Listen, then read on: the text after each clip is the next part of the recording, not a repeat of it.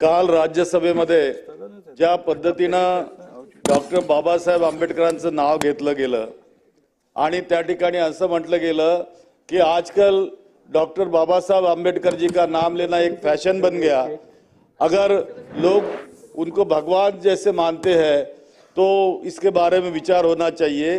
माझं या ठिकाणी असं म्हणणं आहे की ज्या व्यक्तीने त्या ठिकाणी नाव घेतलं त्या संविधानामुळेच त्या ठिकाणी मंत्री झालेले आहेत आणि या लोकांना बाबासाहेब आंबेडकरांचं नाव घ्यायला इतका प्रॉब्लेम काय आहे, इतका द्वेष काय बाबासाहेबांचं नाव घेण्याचं आणि ह्या सगळ्या बाबी ज्या आहेत तर यांना संविधानामुळे राज्यघटनेमुळे किती यांच्यावरती परिणाम होत असेल, किती नफरत करत असतील, द्वेष करत असतील।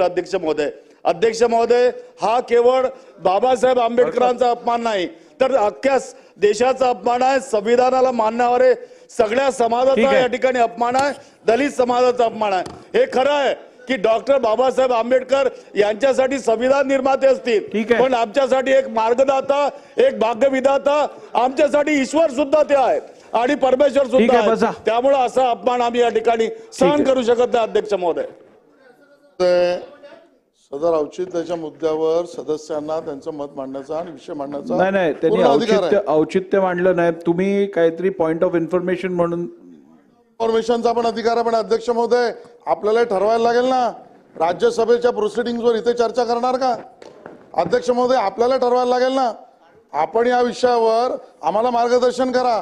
राज्यसभेच्या प्रोसिडिंग मध्ये तत्कालीन तिथल्या मंत्र्यांनी जे म्हटलं त्याचा पूर्ण संदर्भ न बघता केवळ चेरी पिकिंग करायचं आणि पुढे त्याच सन्माननीय मंत्री महोदयांनी पुन्हा बाबासाहेबांचा अपमान याच काँग्रेसने कसा केलाय म्हटलं ते विसरायचं। अध्यक्ष महोदय आणि त्यामुळे अध्यक्ष महोदय चेरी पिकिंग करणं आणि राज्यसभेच्या प्रोसिडिंगला काही इथे चर्चा करणं हे कुठल्या कायद्यात बसतं? आपण मला मार्गदर्शन करा आणि योग्य असेल तर तपासून हे रेकॉर्डवरचं काढा। अध्यक्ष महोदय माझी विनंती। अध्यक्ष महोदय बसा, मी तपासून ठरवीन। चला